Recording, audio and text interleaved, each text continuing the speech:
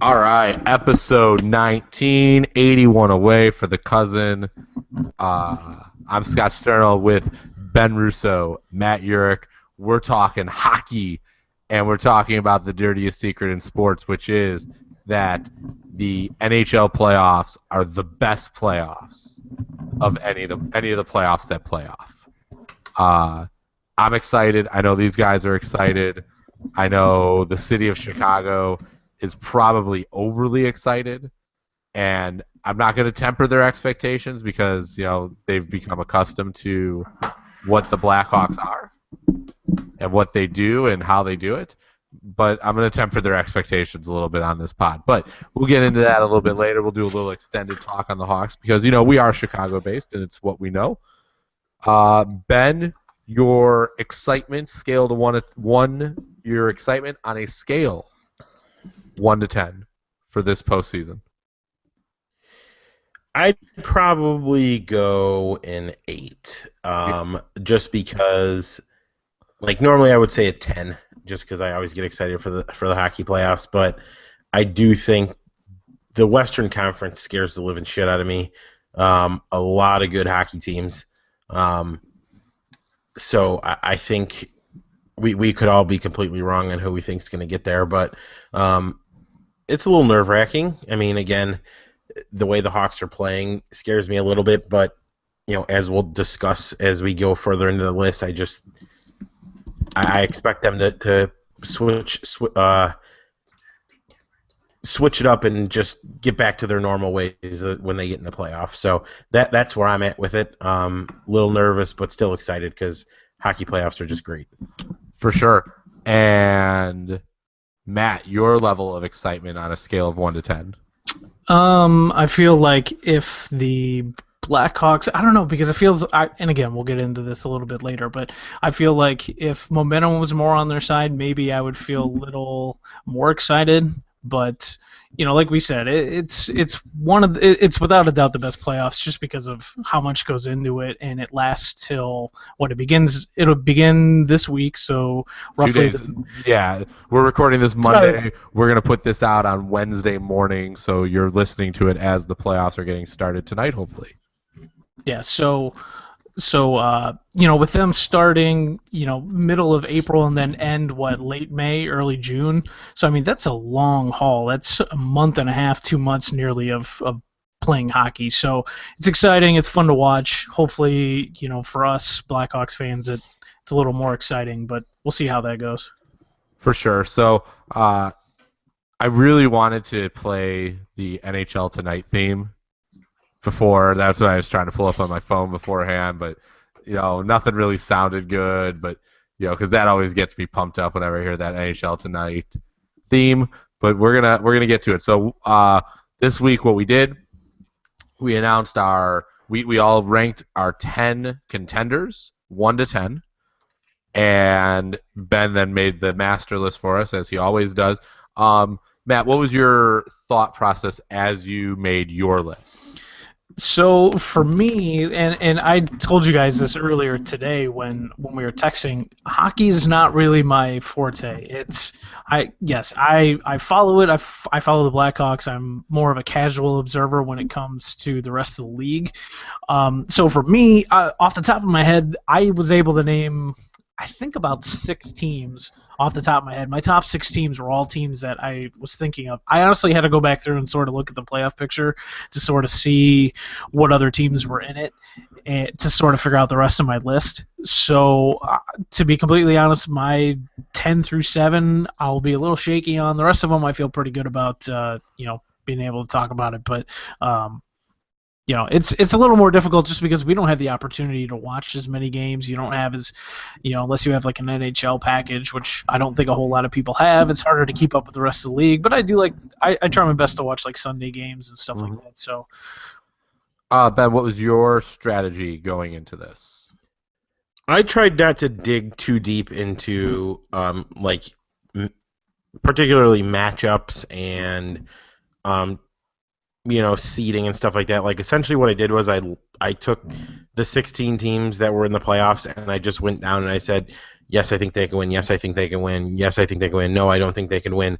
And then after I put my list together or found my 10 teams that I thought have the best chance to win, because truthfully, there's probably 2 or 3 teams that I would be surprised if they actually won, and then the rest, I mean, I think it's kind of that wide open. But I found the 10 teams that I really thought could win, and then I went back and did a little research on them to kind of place them. But I truly think my 1 through 6, 1 through 7 were kind of set in stone.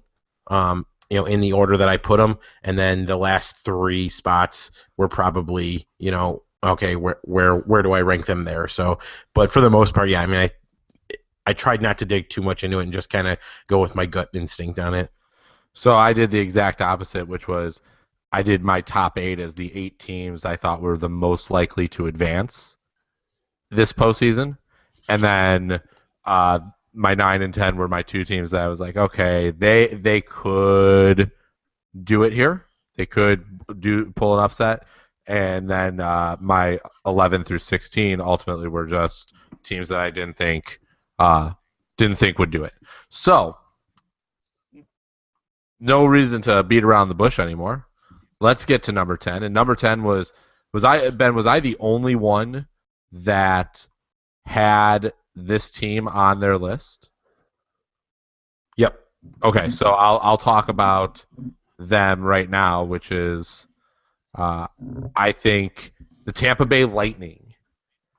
I know there's a lot of fear. Ben, you immediately texted me, said, Scott, are you sure that you want Tampa Bay as high as you have them? Because Stamkos is out. We found out that, who was it? One of the triplets is out too, maybe, which will be interesting to see how that kind of works out. So he's out, and what does this mean for the Lightning? I think the Lightning were given an absolute gift in the fact that they get to play the Detroit Red Wings, a team that they're okay. I think Tampa Bay, even without Stamkos, is better than them, and they have, even without Stamkos, they still are going to have the best player on the ice. They'll have the better goalie. And I think ultimately Tampa Bay can beat Detroit, and I think they'll beat them fairly easily. And because of that, I had them a lot higher because, in order to contend for the championship, you got to get out of the first round. And I thought they got one of the most favorable matchups. The only reason I don't have them higher is because of Stamkos. I'd have put them in the top 4 if Stamkos was healthy. But he's not. But the other thing is he's been out for 2 weeks already now. They said it's a 1 to 3 month injury. It's probably going to trend. If it trends higher to 2 or 3 months, then this is probably not going to happen. But the old Bill Simmons Ewing theory in full effect here: are the Lightning better without Steven Stamkos? As everybody and their mother is fairly certain he's not going to be in Tampa Bay next year, and he's going back to Toronto, or not back to Toronto, just to Toronto, and he's going to play for Babcock up there. So for that reason, they still have two of the best players in the series are in Tampa Bay. Datsuk came out and said he is going to retire back to Russia after this year, it looks like. And so for those reasons, I felt Tampa Bay was worth a top 8 on my board. I had them at number 6, but they are number 10 on our list. Ben, why do you not like the Lightning? I mean, I just think it's hard to replace a Steven Stamkos. I think he's an electric offensive player. I think that's scary. I mean, you talk. Yeah, you're gonna need guys to step up, and I mean, obviously they were in the Stanley Cup last year, but between Stamkos, they're a little banged up. I mean, I think they have a chance just because Ben Bishop. I mean, he is an absolute dominant force in net. I don't think Detroit, I say this and then Tampa Bay will probably sweep Detroit, but I don't think Detroit is somebody that you can just glance over. I think they're a very young team, and I think young teams are scarier than people want to give them credit for because they don't understand, what playoff hockey is. They just understand that they have to play hockey, and they have a lot of really, really good young players who I think can come in and just, end up shocking Tampa Bay. And that's not to say I don't think Tampa Bay can get out of the first round. I think the Stamkos injury is going to hurt more than people think. I'm not basing, the last 2 weeks in Tampa Bay without Steven Stamkos as what they're going to be like in the playoffs, because as we know, the playoffs are just a completely different animal in hockey.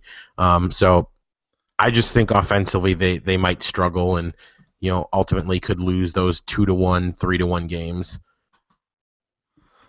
Matt, your thoughts on the Lightning? All right, so Eddie?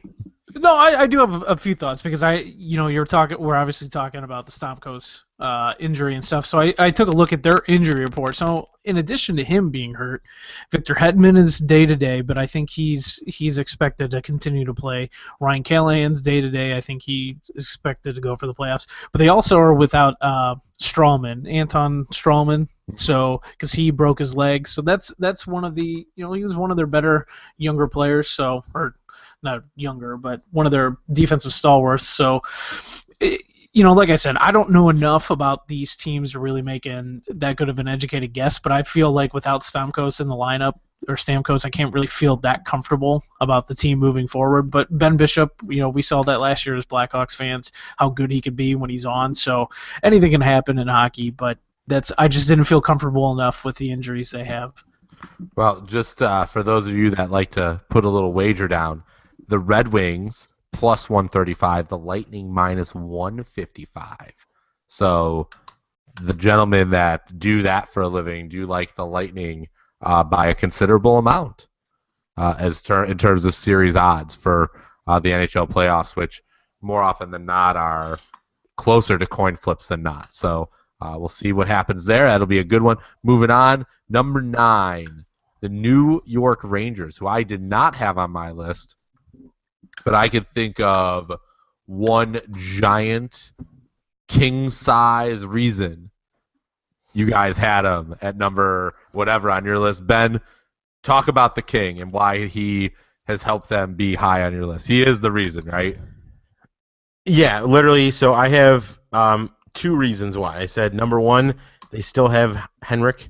Henrik Lundqvist is still an elite goalie, and he some might say he had a down year this year, but I'm never going to not give them a chance, because if he gets hot, he can carry the team, at least to the Cup Finals, especially in the East. Obviously, we've talked about that. I just don't think the East is, overall that strong. And then I think, and this is kind of a trend I had with quite a few teams, I made this comment, they have a very deep team, but they don't really have a guy who can take over. So I think they have the benefit of Rick Nash, Ben? Rick Nash. they have the benefit of being able to roll, 3 or 4 lines, but at the same time, they don't have that guy who's just gonna come in and get you that 3 or 4 point game when you need it the most. And I think ultimately that could be their undoing. But again, they have the goalie, and that's half the battle, in the playoffs. So that's why I have the Rangers in there. And again, I think the Rangers were either my 9th or 10th team. So it's not like I have a bunch of confidence in them, but as long as you have Henrik Lundqvist, you have a chance in my book. Matt? And I'm with Ben on that, because with Lundqvist, you obviously have a chance. I didn't have them higher than this just because of who they're playing, because they're matching up with Pittsburgh, who we'll see a little bit later down the road here on our countdown. They're without Ryan McDonough, who had a hand injury, so he's not expected to play in the first game. We'll see how that goes the rest of the way. But I'm with Ben. They do have 3 really deep lines, but nobody is really stuck out. I mean, I'm looking just, they have a lot of balance, which is obviously good, but there isn't that star that's going to take over. Is Matt Zuccarello going to be the star for them? You look at guys like that, Derek Brassard, Derek Stepan, and stuff like that. So they have solid players, but I don't see that guy that really can come out and take a game over. Not no Sidney Crosby, no Jonathan Taves or a Patrick Kane, nobody like that. So to Ben's point, Lundqvist obviously huge advantage, gives them a lot to build off of. We know what can happen if you have a good goalie in the playoffs, but I don't feel super confident in them just because they're matching up with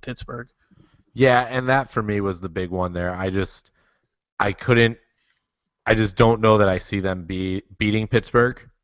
So for me, that put them in that bottom 8 automatically, and I just don't see them as a team that's going to advance out of the first round. And even if they do, I mean, they're going to have to go through Pittsburgh, and then I'm going to say probably Washington. We have Washington very high on our list, and we'll get to them. So in order for the Rangers to win the Cup, you're talking about going on the road to Pittsburgh and then going on the road to Washington.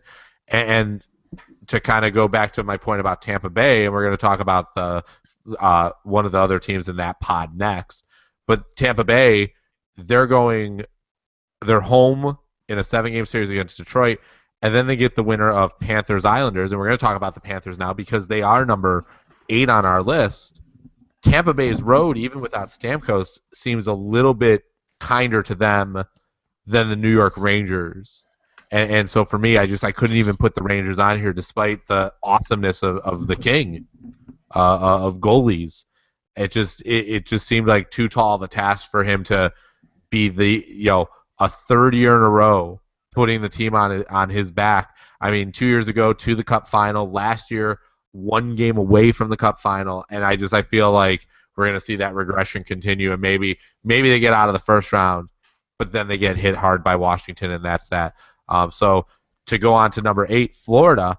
I like Florida. I know, Ben, you were mentioning in the pre-show you don't like Florida. Bobby Lou seems to have found his comfort zone down there in Sunrise. I think they're in Sunrise, right? That's something like that. Probably. I don't know. Does anybody really know? No, if the Florida Panthers play a game and nobody watches, did it really happen? And that has happened a few times this year. Yager seems to still be the most amazing. He is a freak of nature. It's crazy. He's 44 years old and he led the team in points. And that's not a knock on anybody on the Panthers. No, they got solid players. Yeah, but this bottom part of our list here of our 8, 9, and 10, the Panthers are there, and I feel like part of when you're looking at that bottom tier of teams, the Panthers and Lightning to me have an equal chance at getting to the conference finals. I think they're going to play in round 2, and it's a coin flip. I would favor Tampa, but you guys have both like the Panthers a little bit better, and that's why they're number 8. Ben, your thoughts on the Panthers? Well, I don't like the Panthers better than the Lightning, but I can't buy into the Panthers at this point. I mean, I understand, they had a good year, but say what you will about Roberto Luongo, the guy has, for the most part, choked in the playoffs. So I don't care what you say about him. I mean, he's still got to prove that he can stand up in the playoffs and carry his team through, because frankly that's what he's going to have to do for the Florida Panthers to win. You want to talk about saying that the Panthers have a bunch of good players. Well,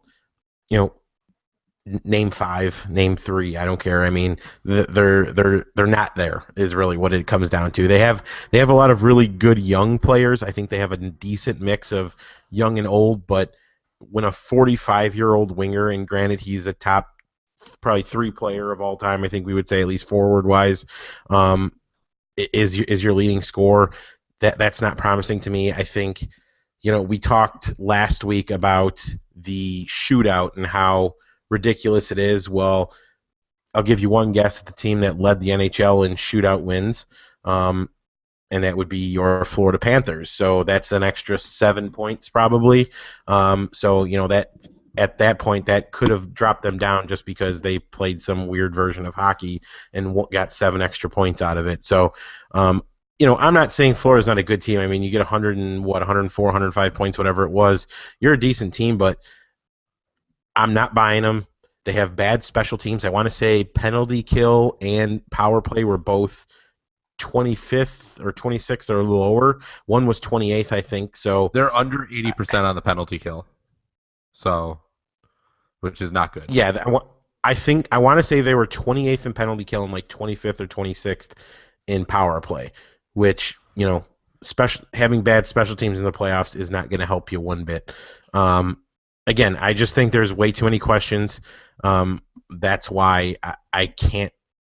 I didn't personally have them on the list, but again, looking at their pod, they certainly have as good a chance of any to come out of that pod. But then again, you run into, you know, the Capitals or the Penguins, you know, in the conference finals. So I'm not personally buying the Panthers yet. You know, I'll cheer for them because they got Yager, but I don't think they win. And before we get to you, Matt, I just want to say interesting point there with the shootouts, Ben, with Florida, because the reverse was true for an LA Kings team last season that didn't make the playoffs. A lot of shootout losses, and had they won like 4 or 5 shootouts, they would have made the playoffs last year. And they like lost a ridiculous amount. So you have that opposite happening this year with the Panthers. Matt, Yager. Yeah, obviously, it's tough to really want to rely on a 44-year-old guy to be your guy, but I mean, he's done it all year long. He's done his whole career. I mean, Yeah. it's crazy. He was drafted in 1990. It's just so. I think he's the only player left from NHL 94, the video game, and that's 4 years past the year he was drafted. Yeah, it's crazy. It's ridiculous. The thing that would worry me, and to Ben's point, is Luongo's never been particularly strong in the playoffs. He had a nice year this year. They do have Florida's got a mix of a lot of older veteran guys, Sean Thornton, Yager, Luongo, guys like that, and then they got some younger guys, Jonathan Huberdeau, I don't know how to say that correctly, but for some reason I know a lot of these guys on this team because this used to always be one of the teams I'd play with on NHL. You always pick like the worst team and then you build them up or whatever.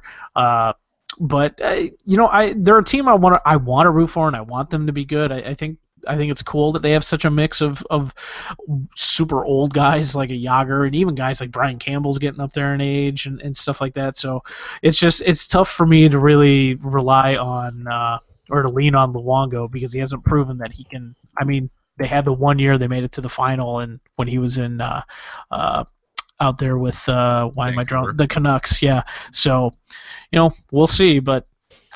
Bobby Lou is one of Ben's like arch nemesis. Sideshow Bob. Yeah. All right.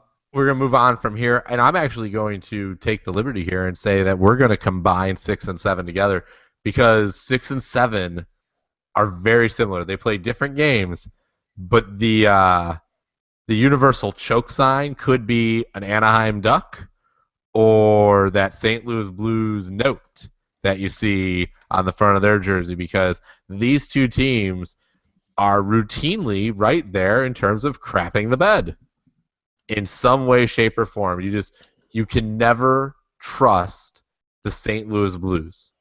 You can never trust the Anaheim Ducks in a series when they have the other team by the balls to finish the job. I mean, it is just what they do. And so let's start with our number 7, which is the Ducks. They won the Pacific last night with a win over the Capitals. Their 4th in a row, which astounded me that they'd won 4 in a row. And here we are. And I just, the numbers on paper and the way they're playing tells me, especially after the terrible start to win the Pacific, that has a really solid Kings team and an okay Sharks team. They win that. Because they couldn't really score to start the year, right? No. Wasn't that that was the bugaboo. Their big issue. So this is one of those things for me when I made this list. I looked at it and I went, man, the Ducks, they look good, but it's almost like I'm picking against them because they're the Ducks, and this is the last few years have just been a disaster. Ben, your comments on the Ducks and the Blues for that matter, go for it. For the Ducks, I will say this: I think, myself included, I think we are undervaluing them big time. Say what you will about the choke jobs, I get it, but at the end of the day, they allowed the fewest goals in the NHL as a team.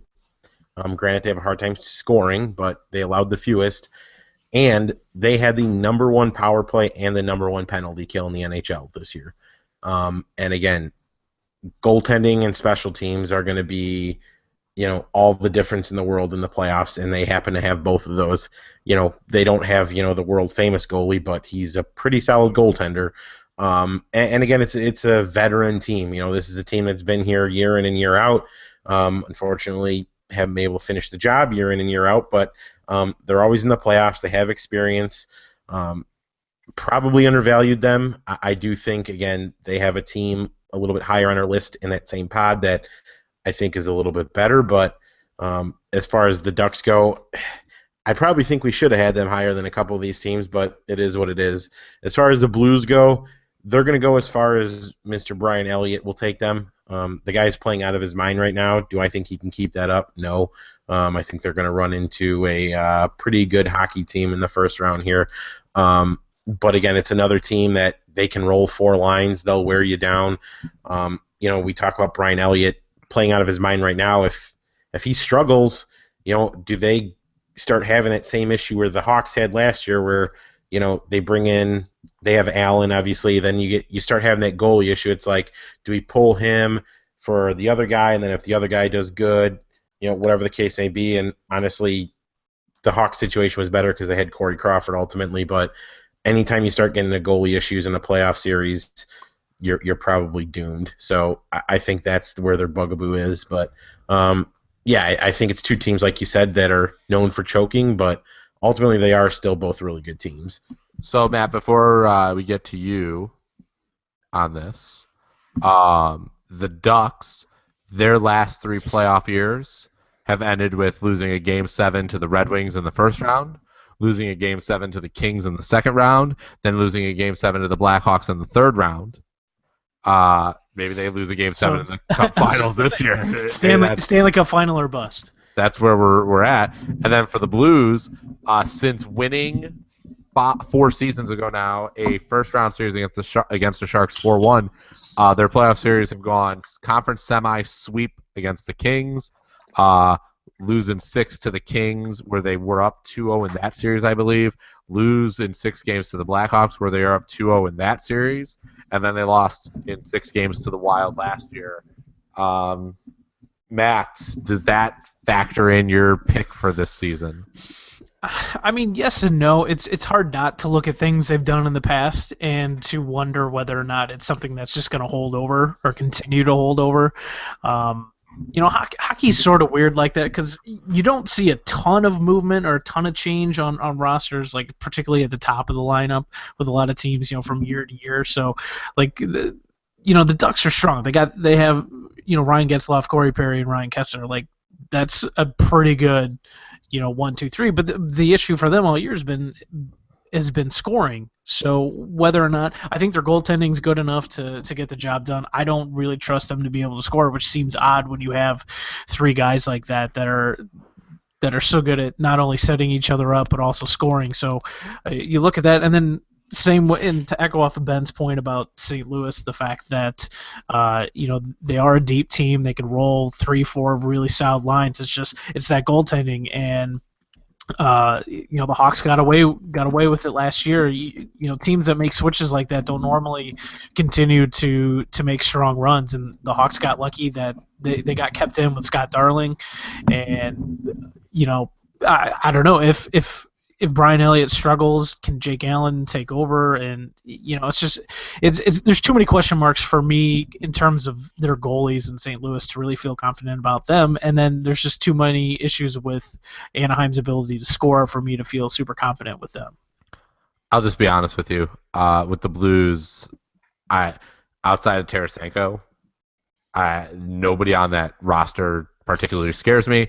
Jabba the Hutt behind the bench doesn't particularly scare me in terms of coaching.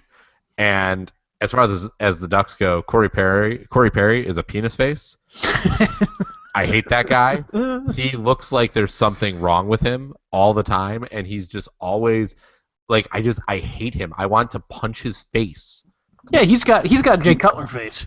He's got worse than Jay Cutler face. I'm sorry. Yeah. Like if the NHL were the level of the NFL, I just can't even imagine how much people would hate Corey Perry more than they already do. And they added Kevin BX to this offseason, and I just I hate Kevin Bieksa too. Like there is just so much hatred towards individual talent on that team that I'm sure it clouded my judgment. And on top of all that, even if the Ducks do beat Nashville, which I expect them to do, there is a lovely second round series with Jonathan Quick and the LA Kings waiting there for him. And that just feels like one of those. The Kings are in their head, the Hawks are in their head. Like it just feels like that team is a team of mental midgets. But we'll see how that works out. And let's now move on to number 5. So this is the last of what we consider the bottom of our list, and that is the Pittsburgh Penguins, the team that everybody expected to be the dynasty that the Hawks have been in this decade. They back-to-back Cup final appearances against the Red Wings, lost the first one, won the second one, and then that was it. And then they've just kind of not been there. Ben, this is a team built with a lot of flaws because of some certain contracts. That's probably fair, correct? Yes and no. I mean, I still think their offense is scary enough. I mean, I know people don't like Sidney Crosby, but I'm still considering him a top 5, 2 or 3. I'm saying top 2 or 3 player in the NHL. Okay. I think his overall game carries him a lot further than most think he will. I think for me the X factor this year, and when I looked at it, was the guy who really hasn't been their X factor, and that's been their goaltender Marc-Andre Fleury. Notoriously has decent regular seasons and then kind of falls apart in the playoffs. I think if you look at his numbers this year, he's healthy. This has been the fewest games he's played in a full regular season, not counting, if injuries or the strike shortened season. I think he only played like 58 games. Normally he plays around like 64 or 65. So, that's going to be less time on his legs. And when you look at it, it's arguably been his best season when you look at save percentage, goals against, and all that. I mean, this has been his best season in the NHL. And I think not having to play him 65 games and, only 57 or 58, whatever it was, I think is going to make a difference.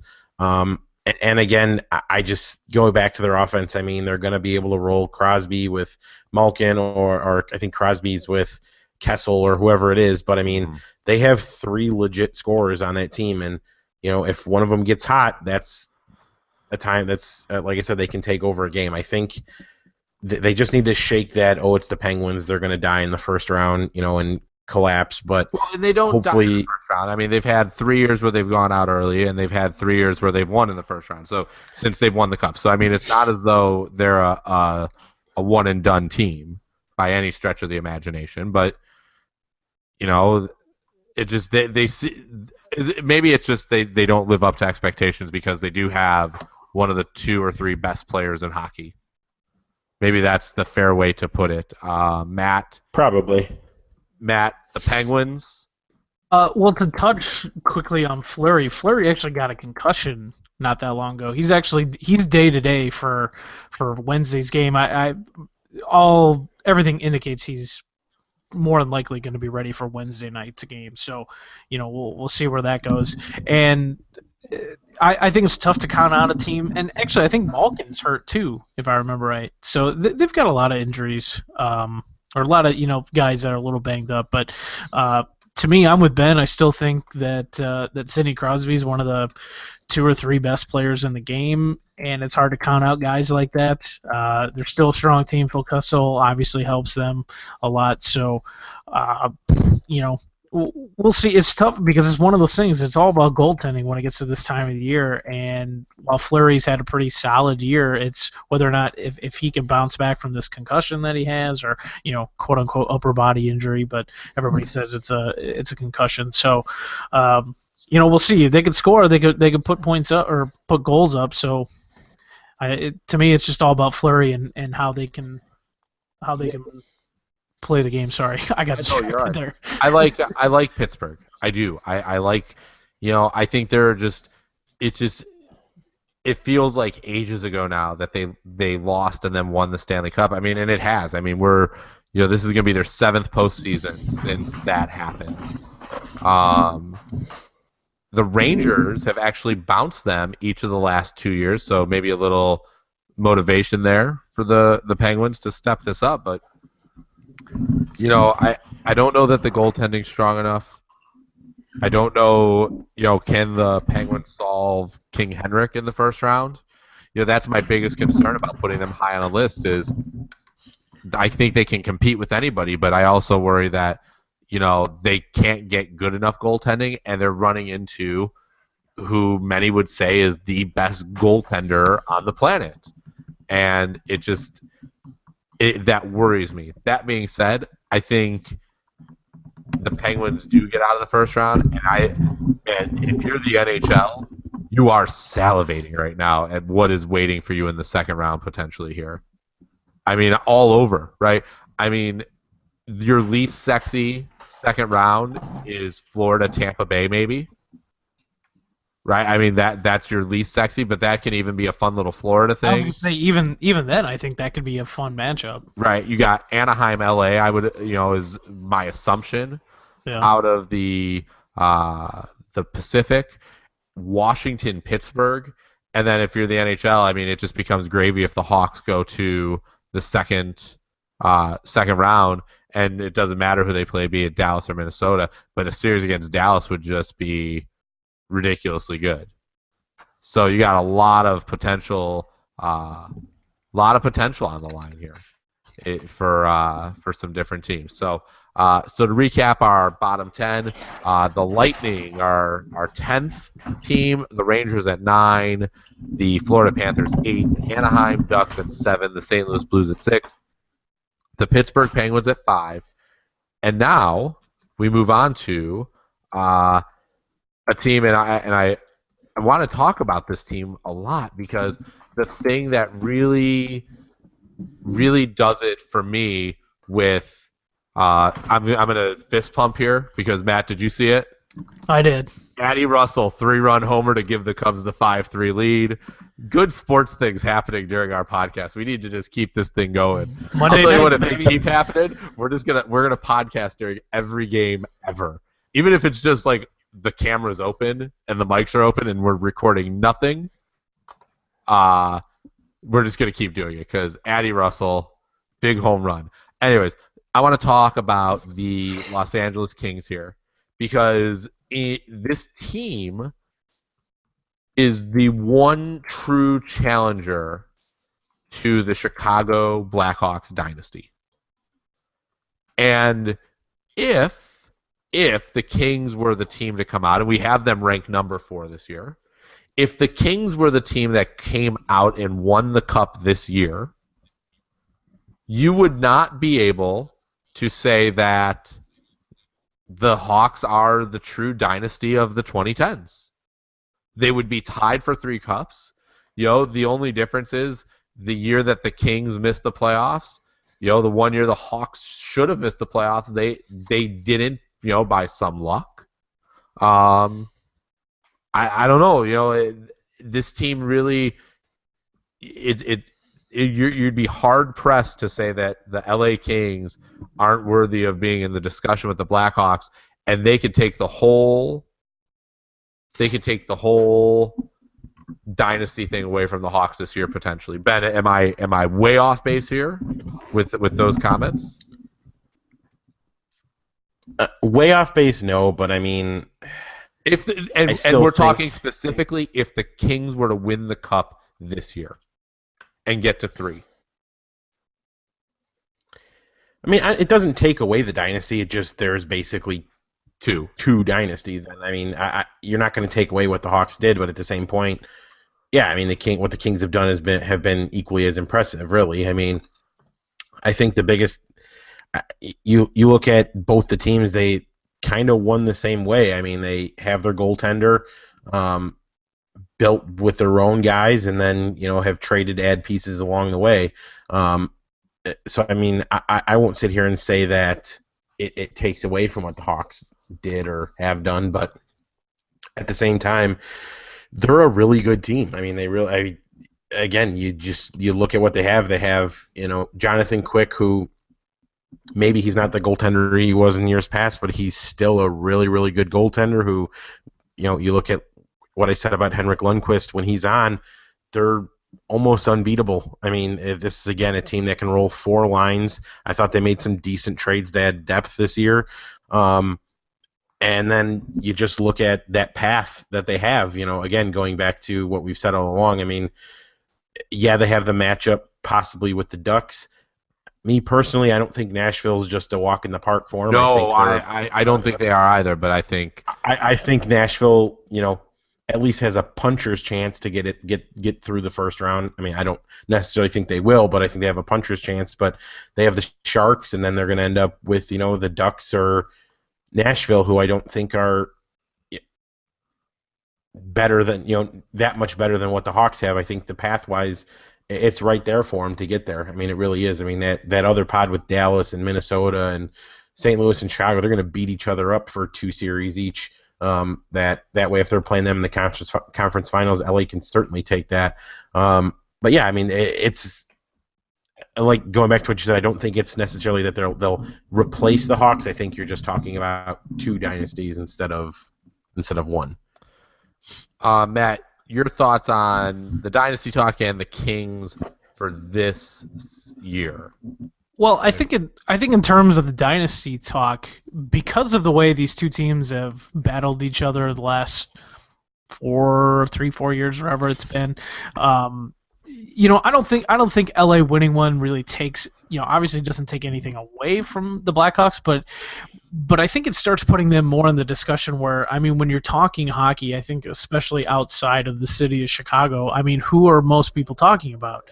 Most people are talking about the Blackhawks, over the course of what they've done the last few years. So with that, I think it would just make a more interesting discussion about where both teams are, because I think you look at them, they're both two teams that are pretty stacked from top to bottom. They have 2 very good goalies. I think when Quick's on, he's better than Corey Crawford. I don't think anybody would really disagree with that when he's on.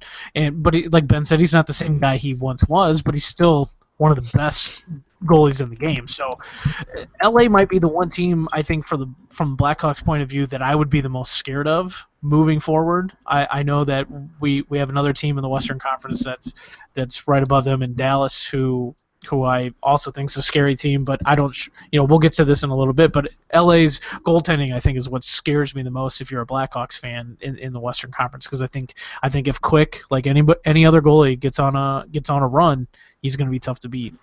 So for me, the one thing that I think bodes really well for LA versus Chicago specifically, they did not play in the playoffs last year. And you look at the Kings, and they're, prior to that, they had played in 3 consecutive postseasons. They played in 11 series. I mean, that is a lot. That's a lot of games. I mean, you're talking, they played 21 games, 20 games in 2011, 2012. They played in 17 in 2012 and 13, so that's 38 games. Add another 16, so that's 54 and 64 games. I mean, so in 3 years they played almost 4. And so to not have that happen last year for them, maybe that helps them, drives them, makes the whole thing run better. But I like the Kings. I like Kopitar a lot. I really don't want. They're the one team if I just would rather not see throughout, just because I feel like they're in that same mold as the Hawks, which is we know what's important. The LA Kings. Ben, I'm going to riddle you here. How many division titles have the LA Kings won since the lockout? I don't even remember when the lockout was. What year was that? How many seasons has it been? 04-05. So we're 10 years since? 11. 11 seasons. How many times have the Kings won the division? 4. Matt, do you got a guess? I'm going to say 3. 0. Hmm. They have never won the division since the lockout.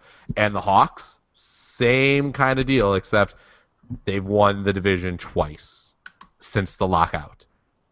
And that, to me, it just, we talk about that switch being flipped, and those two teams, they can do it. You would think that, 5 Stanley Cups between the two of them in the last 10 years and 2 division titles between them. So we'll see how that goes, but I thought that was super interesting. Number 3, this is the big team on the list here for me. They have the highest ceiling, and I can easily see them having just falling on the floor more than anybody else. I don't know that the Blues have enough to win the Stanley Cup. I don't know that the Ducks have the mental capacity to do it. But the Dallas Stars, with that goaltending, which has been okay this year, but man, if they don't score,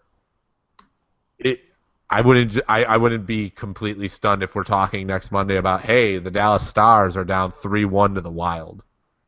It just wouldn't shock me, because we talked about it as a collective way before the podcast at the start of the season. The rule with goaltenders, if you have 2 goalies, you have no goalies.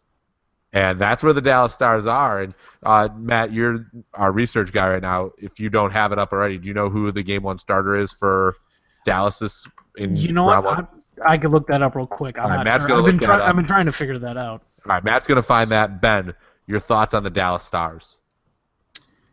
Yeah, I mean, I think you kind of summed it up where offensively, I don't think there's a better team in the NHL at this point, just overall. They had, if I'm not mistaken, they had 3 30-goal scorers. And again, I'll look that up. Based off of me trying to remember it. I want to say it was 3 30-goal scorers, and then I want to say it was like 10 or 11 or 12 guys with double-digit goals, which is, I mean, that's insane. I mean, they have that many guys with 10-plus goals, and I want to say they had another guy with like 9, but I don't remember it exactly off the top of my head. But offensively, I don't think overall you're going to find a better team than the Dallas Stars. Goaltending-wise, they have a lot of work to do. Again, they had 2 goaltenders who just weren't very good this year, both barely over a 90 save percentage. The offense obviously carried them through. Me personally, if I'm the Dallas Stars, and I don't know if Matt found who's starting or not, but I think you have to, assuming they're both healthy, I think you have to start Niemi. He's a guy who's proven he can do it in the playoffs.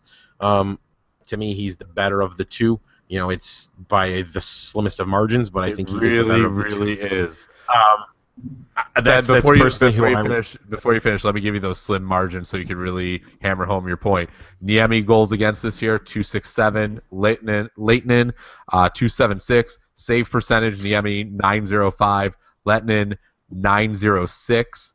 Niemi 48 games, 43 started. Lehtinen 43 games played, 39 started. So the truest, thinnest of margins there. Yeah. So again, just offensively, this is a team that I think has to obviously pick it up, or not pick it up, has to keep it up. Defensively, it's kind of been a revolving door, but I think they have. They're going to be one of those teams similar to the Hawks, where they're probably going to have to find their top 4 and roll those 4, because I don't necessarily know they have what it takes to roll 6 defensemen and then be confident that the bottom pair is going to be able to give you, solid, 20 minutes. It's going to be one of those things where you hope they can give you 12 to 15 okay minutes, and then hope the top 4 will kind of carry the way. But I mean, again, I think scoring is going to be a huge factor in the playoffs. Always is, and this is a team that can score. It's just if that defense is going to hold up. I mean, I'll buy Niemi for one more run. I think he's has the Chicago tie. I think we all kind of like him a little bit at least. I think, again, offensively, I just think their offense can keep it up, and they'll scare a lot of teams. And I mean, if your goalie misses by a little bit and something slips by, that's all the difference. So I'll buy Dallas. I think they have a chance. I personally don't think they'll necessarily struggle much with Minnesota. Again, they probably could get swept at this point with me saying that, but it's that second round matchup that worries more than anything, is that St. Louis or Chicago series. So, All right, Matt, quickly, do you have the starting goalie? So, head coach Lindy Ruff, he split the final 8 games. He let Leighton in and Niemi, game on, game off. And he was asked if it's still up in the air, and he said, yeah, for me it is. I don't think there's any wrong answer right now, and I've got to give both these guys credit for what they've done down the stretch. Either one is a good pick right now. So my guess is there's going to be no announcement. It's going to be Wednesday, whoever the last guy off the ice is for them, their practice and stuff. So we'll see. I'm with Ben. I'm going with Niemi, but it's so tough, and like we've talked a lot, this whole list is if exit goalie can get hot, then you feel good about their chances. But when you have 2 guys that have been splitting reps here for the last month, or really all year, I can't really feel that confident. But the thing is, the way they could score, that they're scary good if they could score, but the goaltending scares me. All right, so quickly, Ben, you said 10 plus goals, 12 guys. 12 guys for the Dallas Stars. Am I talking? Mm-hmm. Okay, just making. I thought I muted my mic. Sorry about that. 12 guys had at least 10, and then Nichkinen had 9. So Okay. you had there, and then there were two 30-goal scorers and one 40-goal scorer. Ben had 41, and Spezza and Sagan had 33. Sagan, if he got fired in that last week, he could have also been a 40-goal scorer, so that'd have been interesting. The Dallas Stars scored more goals than any other team in the National Hockey League this year. They gave up 230. That's 21 more than the Hawks. That's 15 more than Nashville. That's 29 more than St. Louis. So you got a lot of that going on. So it's going to be real interesting. My dog needs some water. I'm going to have to do this in a minute. She is letting me know. She is like, "Hey, I'm thirsty. Stop talking hockey. Talk more hockey." I'll tell you, Dallas could sweep Minnesota, be swept by Minnesota, and I'd be like, "Yeah, okay, I got it." They can win the Stanley Cup or lose in the first round, and I'd be like, "Yeah, okay." They scored a bunch of goals and kept enough out is ultimately what it would come down to for me. So Dallas Stars, our number 3 pick, and our number 2 pick for this playoff season, somehow they're up here. It's the Hawks. And I'm going to go give my dog some water. Ben, why don't you start us off on the Hawks talk?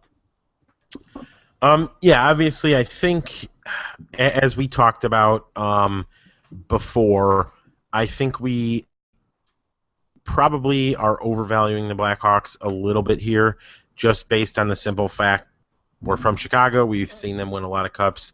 I mean, the way they've played, particularly against the Western Conference playoff teams the last couple of months, shouldn't really give you a ton of confidence, but at the end of the day, I think they can flip the switch and ultimately get back to where they were. I mean, they've been here before multiple times.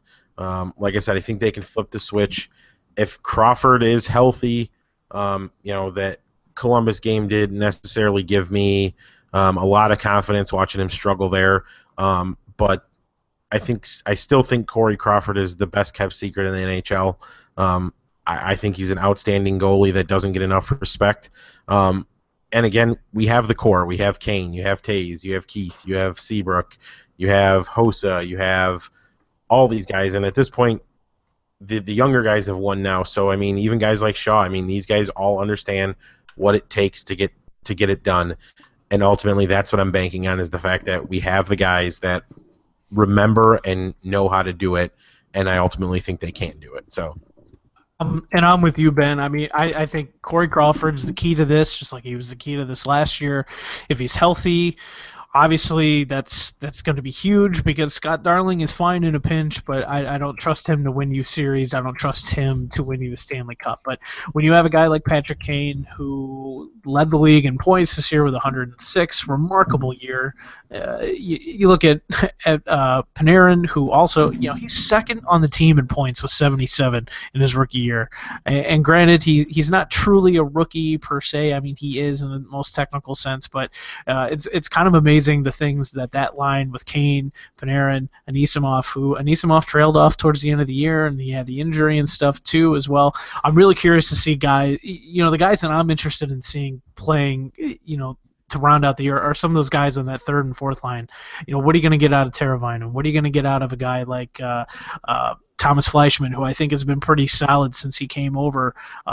Is Marcus Kruger going to continue to be the guy that sort of helps the penalty kill? Is the power play going to continue to be as strong as it's been all year? There's questions, but the team has enough depth, enough guys that have been here before that have done these things. So to me, again, like it's been this entire list, it's all about goaltending to me because I think the Hawks are going to be able to score. It's just is Corey Crawford completely healed? Is he in the right mindset? Is he in the right frame of mind? Is he going to be able to be that guy that we've seen twice before in Stanley Cup playoffs be the guy? So here's some thoughts that I have. I know we're super critical of our team because we watch them more than any other team, but the one thing that's really intriguing to me about this postseason than any of the last few is the flaws in every team in the Western Conference, right? Like, as good as Dallas is, we're sitting here questioning their goaltending. Minnesota, they changed coaches halfway through the year. Is that going to be something that helps propel them maybe past Dallas and into another series with Chicago? Chicago gets there. St. Louis, Tarasenko is a legitimate threat, but are they gonna play a different game against the Hawks than trying to out physical them? Because as we've seen in the past, and we listened to it with Ryan Kessler last year. Ryan Kessler of the Ducks saying, "Oh, nobody can stand up to these hits." Yeah, the Hawks did, and then they won the cup, and they laughed at you the entire time you were sitting here talking about how you're going to hit them to death and hit them out of the playoffs, right? So and St. Louis tries to play that game, and it's never worked, and Anaheim tries to play that game, and Nashville. What Pecorine are we getting? Because for all the talk that Pecorine is great, I'm still waiting for some virtuoso performances from him. The Kings, is Jonathan Quick Jonathan Quick? Is Milan Lucic gonna not play like an average player? Is he gonna be really, really good for them? Because he hasn't been great. San Jose is old. You go through the Western Conference, there's a flaw everywhere. And if that's that's one of the biggest things I hang my hat on for the Cubs is for all the flaws of everybody else, the Hawks have, everybody else has them too.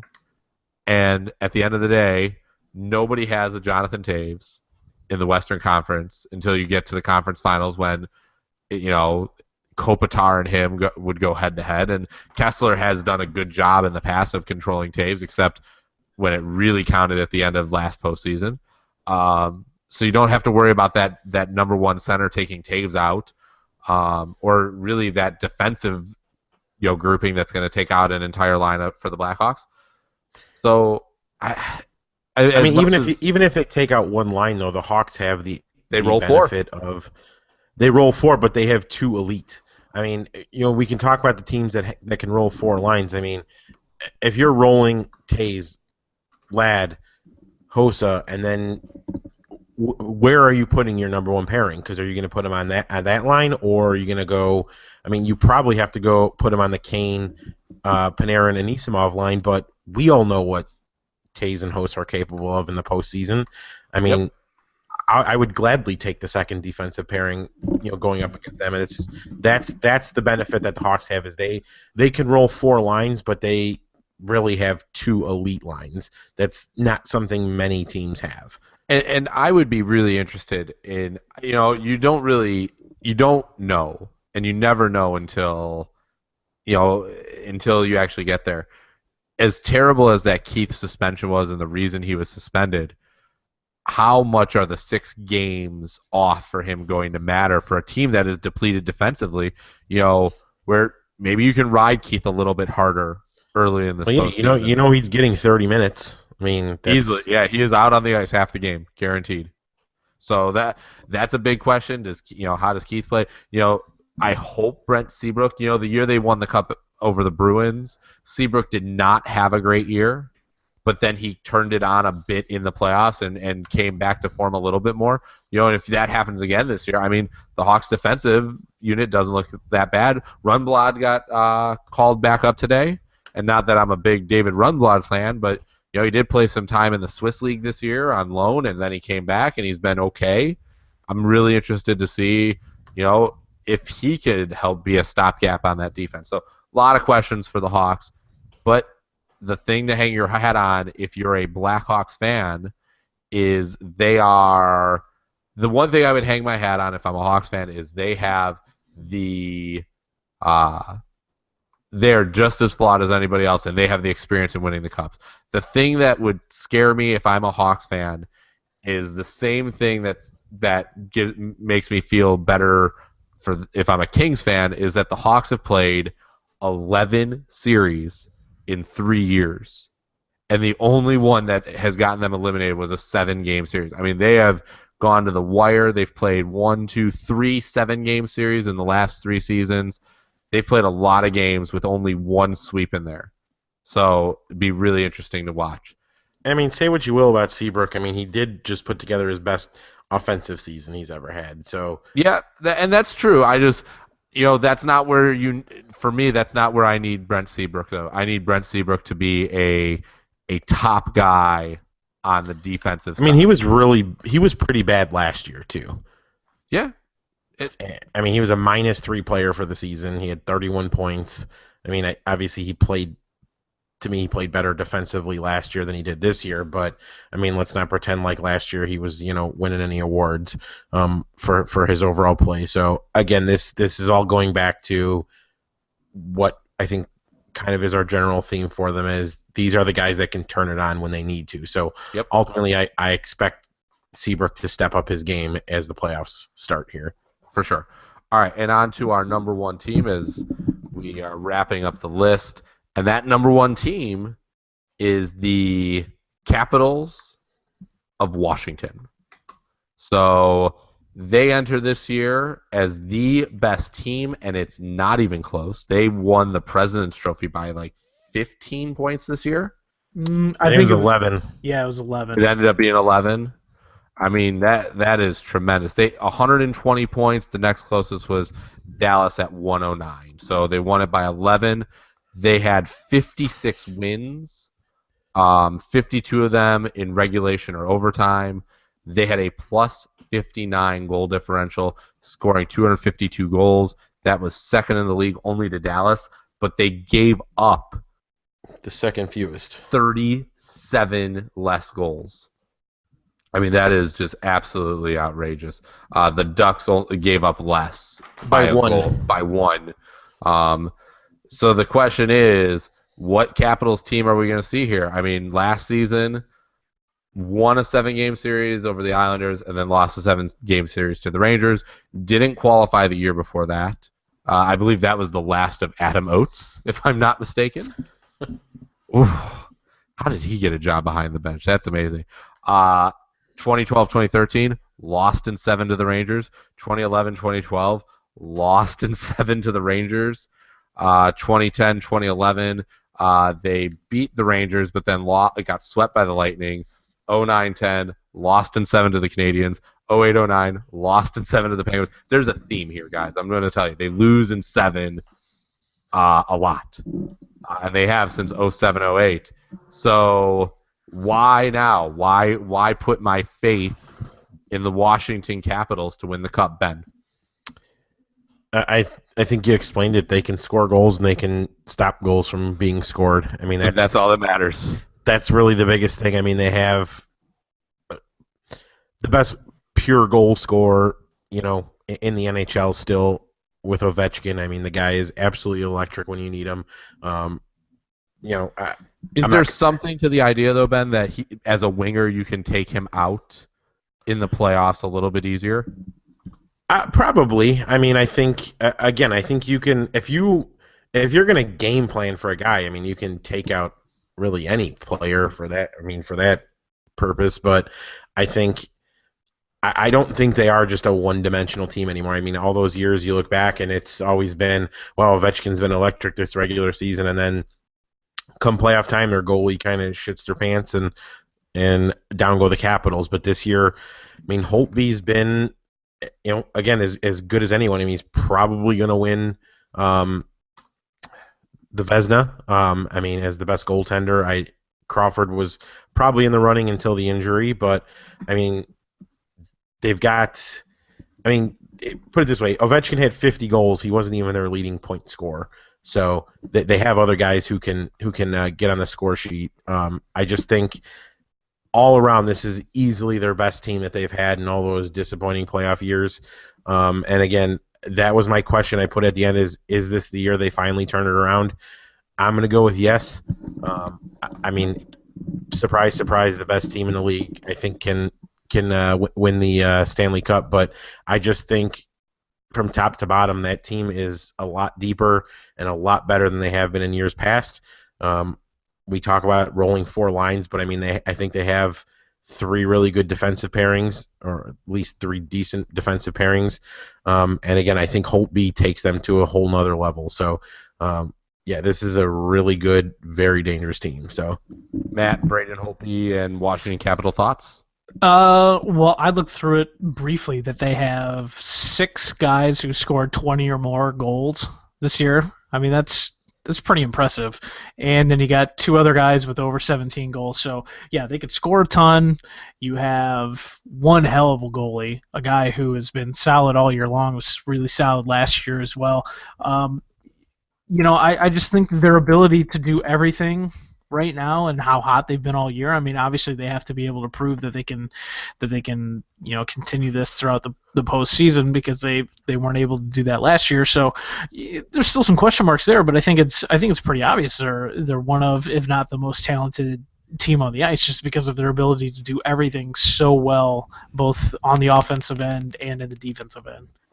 The only thing that concerns me is Holtby has had since the calendar turned to March, given up a few 4 and 5 goal games and more 2 and 3 goal games than he had over a very, very long stretch of the season. That would be my only concern. But at the same time, I have, when I'm looking at my number 2 team, is Corey Crawford right? I think we're going to find out very, very quickly. But there doesn't seem to be a lot of flaws with Washington, other than the fact that they've played in a lot of Game 7s, and those Game 7s generally don't seem to go their way. And, the road for them seems pretty harmless to start out against Philly. Then they're either getting Pittsburgh or New York, which a series against Pittsburgh would just be absolutely ridiculous in scoring, I feel like, because you'd have so many goal scorers. But Holtby could do a great job of holding Pittsburgh down. And, I think the one thing that, Ben would say is, that division, the bottom right portion of the bracket with the Florida teams, that's not exactly a scary proposition. So, where's the big challenge for Washington out of the East going to come from? And cliche as it may sound, I think their biggest challenge is going to be overcoming past playoff disappointments and overcoming those things themselves.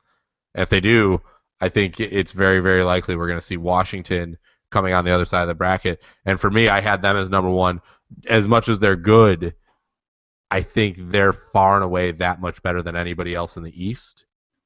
And they're going to have a nice, easy path to the finals compared to anybody out West. Yeah, I agree there. So, all right. So I went through, I did a bracket, and we'll finish up the show with this. And I put in our 8 winners based on who we kind of had higher in the rankings. So let's do our Elite 8, Final 4, and Championship here. Dallas versus Chicago. Matt, your vote, Dallas or Chicago?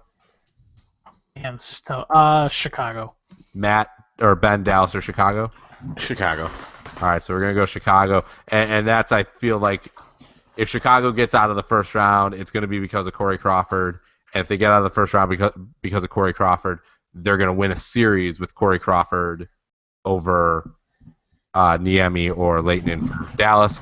Anaheim, LA. Ben, your choice, Anaheim or LA?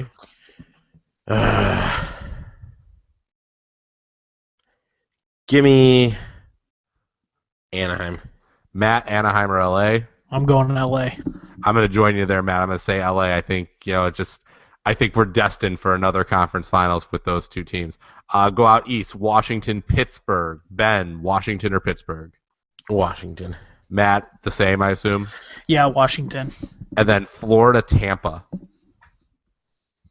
Matt. Florida. Ben? Tampa.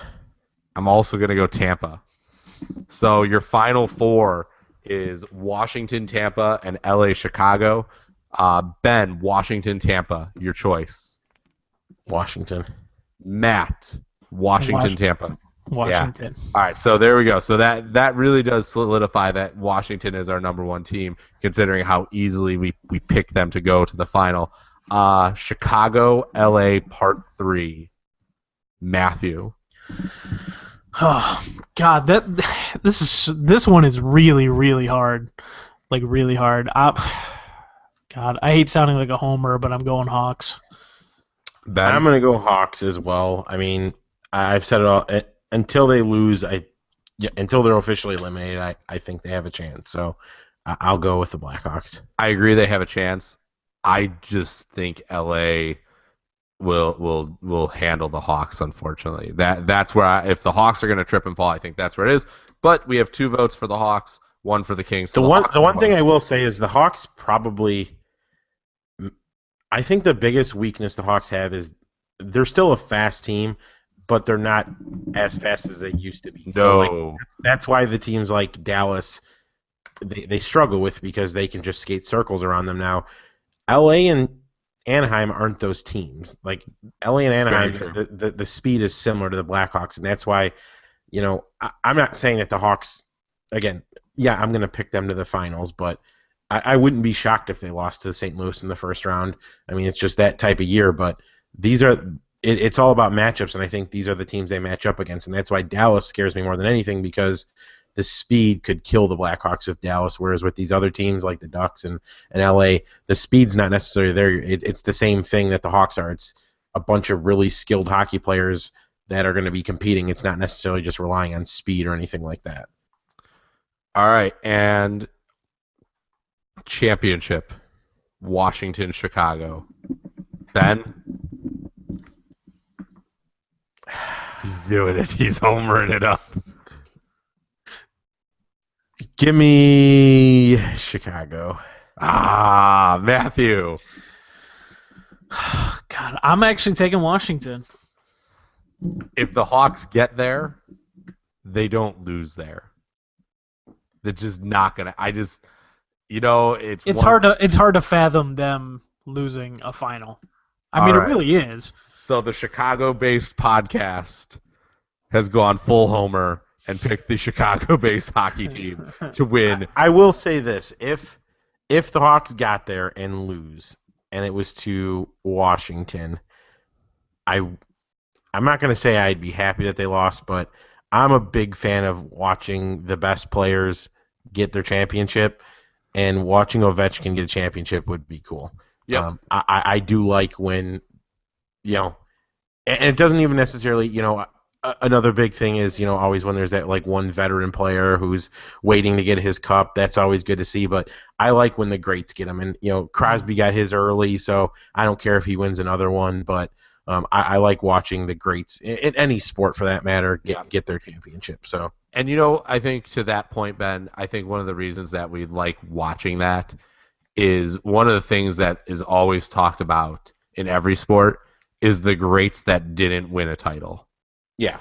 And maybe that's a top 10 list we have to do at some point, the 10 greatest players to never win a championship, because we talk about it all the time. Basketball gets talked about the most because Jordan absolutely destroyed the prime championship window for 10 of the best Ewing. 25 players ever, potentially. He really did. Yeah. I mean, he stole any chance of them winning a title, and Ovechkin is right now, he's on a very iffy path to not being a guy that wins the title. So, all right, so unfortunately, we went full homer, picked the Hawks to win the Stanley Cup.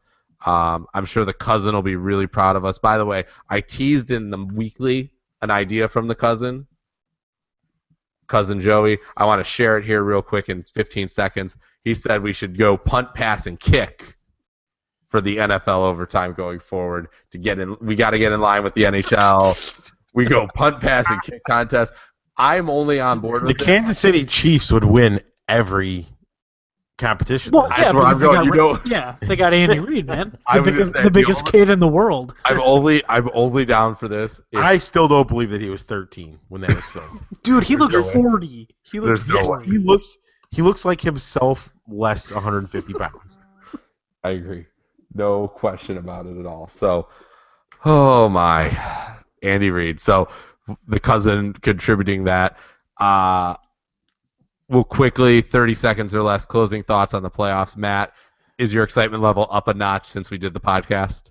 I think so. I think the more we've talked about it, the little more excited I am for it. I do try my best to seek out more hockey games once the playoffs start. So yeah, I'm looking forward to it. It should be fun.